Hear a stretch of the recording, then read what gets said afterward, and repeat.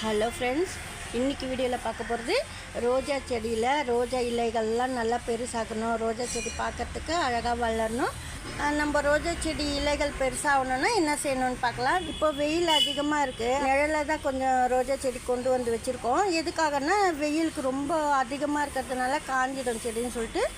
ஏற்கனவே இது plant disease வந்துட்டு தான் இது, ஆனால் நான் நல்லா சரியாக்கி இப்போ நல்லா வச்சுருக்கேன் பிளான்ட்டு. ஏன்னா நம்ம அதை தெரிஞ்சுக்கிட்டோம்னா செடி காப்பாற்றி நல்லா வளர்க்கலாம். அதுக்காக தான் சொல்கிறது. இந்த செம்பருத்தி செடியில் பாருங்கள், மாவு பூச்சி அதிகமாக வந்துருச்சு. நான் பார்த்துக்கிட்டு தான் இருந்தேன், நான் டெய்லி பார்த்துக்கிட்டு தான் இருந்தேன். எப்படி வந்ததுன்னே தெரில. நைட்டோடு நைட்டே வந்துடுதுங்க நிறைய அதிகமாக. பாருங்கள் எவ்வளோ வந்துருச்சு. இது நல்லா தண்ணி ஊற்றி தேய்ச்சி கழுவி எடுத்துடணும். கழுவிட்ட பேர் போயிடும். நம்ம இப்போ நான் ஒரு லிக்விட் ஃபெர்டிலைசர் ரோஜா செடி கொடுக்க போகிறேன், மேலே ஸ்ப்ரே பண்ண போகிறேன். அப்போ அதே கூட நீங்கள் இந்த செடிங்களுக்கெல்லாம் அடிச்சு விடலாம், ஸ்ப்ரே பண்ணலாம்.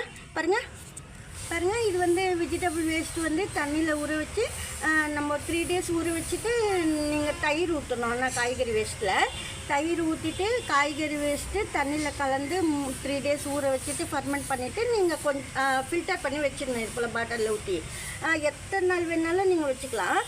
2 சொட்டு லெமன் ஜூஸ் பிழிஞ்சு விடணும். கொஞ்சம் நீங்கள் சப்போஸ் வேப்ப இலை போடுற மாதிரி இருந்தால் வேப்ப இலை ஜூஸ் கூட இதில் சேர்க்கலாம். நான் வெறும் காய்கறி வேஸ்ட்டு தயிர் தான் இருக்குது இதில். ஆனால் நீங்கள் ரோஜா செடியில் இலைகள்லாம் நல்லா பெருசாகணுன்னா இந்த லிக்விட் ஃபெர்டிலைசர் நீங்கள் ஸ்ப்ரே பண்ணிங்கன்னா நல்லா இலையெல்லாம் பெருசாகும். ஏன்னா சின்ன இலையாக வரும் ரோஜா செடியில், அந்த இலைகள்லாம் நல்லா பெருசாகும். இப்போ நம்ம இந்த ரோஜா செடி ரொம்ப குட்டி இலையாக வருது. சின்ன செடி தான், ஆனால் எல்லோ கலர் உங்களுக்கு கூட வீடியோ பண்ணியிருக்கேன். டல்லாக தான் இருக்குது இந்த பிளான்ட்டு.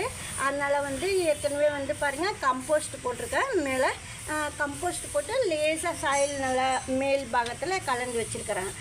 அது போல் போட்டுட்டு நீங்கள் இந்த மாதிரி மேலுக்கு லிக்விட் ஸ்ப்ரே பண்ணலாம்.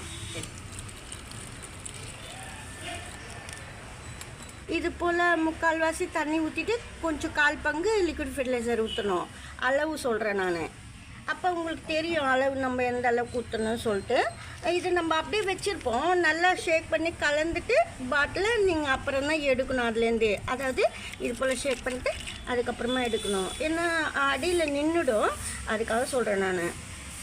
பாட்டிலுக்கு அடியில் நின்றுச்சுன்னா அப்புறம் சத்தெல்லாம் மேலுக்கு தண்ணின்னு மட்டும்தான் நிற்கும். அதுக்காக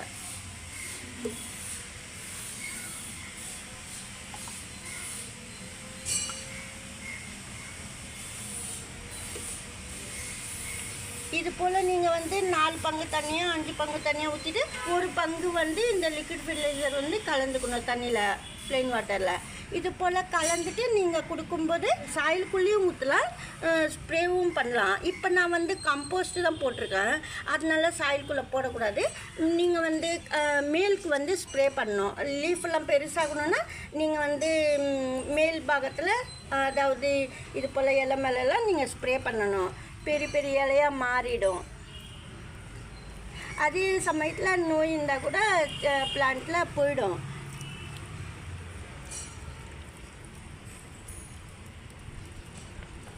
இது போல் நீங்கள் செஞ்சுட்டு ரோஜா செடிக்கு ஸ்ப்ரே பண்ணுங்கள், சூப்பராக செடி வளரும்.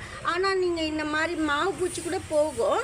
சுத்தமாக க்ளீன் பண்ணிவிட்டு தண்ணி ஊற்றி கழுவிடணும். அதாவது தண்ணி ஊற்றிட்டு நல்லா தேய்ச்சி எடுத்து க்ளீன் பண்ணிவிட்டு அதுக்கப்புறம் தான் நீங்கள் ஸ்ப்ரே பண்ணணும். அப்போ தான் நல்லது. ஏன்னா இது நான் சொல்லிக்கிறேன், ஏன்னா கழுவரெலாம் லேட் ஆகும். இது பாருங்கள் எந்த அளவுக்கு பிடிச்சிச்சுன்ட்டு. ஏன்னா நான் கொஞ்சமாக இருக்கும்போது எடுத்துருவேன். எந்த செடியிலையும் இந்த அளவுக்கு இல்லை, இதில் கொஞ்சம் அதிகமாகவே ஆகிடுச்சு. ஏன்னா செம்பருத்திலலாம் வரும், நம்ம பார்த்துக்கிட்டே இருக்கணும். அதுக்கு தான் நம்ம முன்னாடியே ஸ்ப்ரே பண்ணணும். நான் கொஞ்சம் மருந்தெல்லாம் அடிக்க லேட் ஆகிடுச்சு, அதுக்காக தான். இது நீங்கள் 15 days once 10 days once spray பண்ணணும். ஃபஸ்ட்டு 1 நாள் to 1 நாள் மட்டும் ஒரு 2 வாட்டி அடிச்சுட்டு அதுக்கப்புறமா 15 days once அடிச்சிடலாம், ஸ்ப்ரே பண்ணலாம். ஏன்னா நம்ம வேறு மருந்தெல்லாம் ஸ்ப்ரே பண்ணுவோம், அதுக்காக சொல்கிறேன் நான். இந்த வீடியோ அவ்வளோதான். பிடிச்சிருந்தா லைக் பண்ணுங்கள். நன்றி, தேங்க்யூ.